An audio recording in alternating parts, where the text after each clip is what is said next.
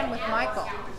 Okay, you're assuming that I liked working with James and Brian and Michael, which may not have been the case, which is actually why I didn't work with them. I did not work with the rest of the band because they were working on the East Coast with Michael in his studio. I work by myself in my studio in Los Angeles. Usually, the way I like to write is you're in the room with whoever you're writing with. George and I, because he's in LA, I'm here, we weren't able to do it that way.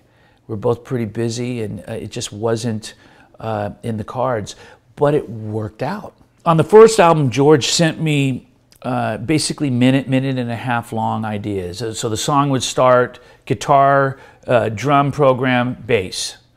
And then it would just shut off after the chorus, you know? And then I would have to kind of like figure out other sections and whatnot. And I came in here and we did what's called mapping. We mapped everything out, figured out, you know, other sections. I would, you know, we'd dial up a tone that was similar to George's and I'd complete those parts that weren't there. And we'd finish the song.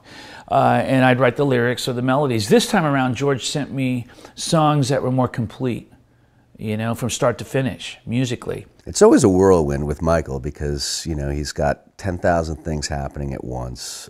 He's calling me up, I think, like 3 weeks before. He goes, yeah, I got to write 11 songs in 3 weeks. And I'm like, this is, you know, I can't even imagine that level of stress. But he seems to do it and maintain, you know, not just a great attitude, but a sense of humor about it and everything. So, as usual, he and George pull it together, you know, George Lynch, and the songs are absolutely killer. Lyrics seem to come a little easier these days for me. Melodies, for some of these songs, it was definitely stretching what I normally do. You know, I was trying to figure out, okay, what do I do with this?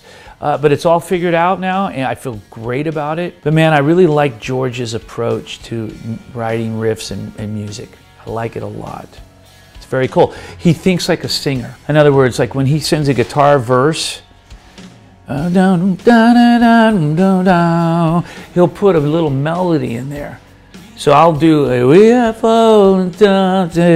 I'll kind of follow his idea of the melody already because it's kind of already there, and it makes it real simple.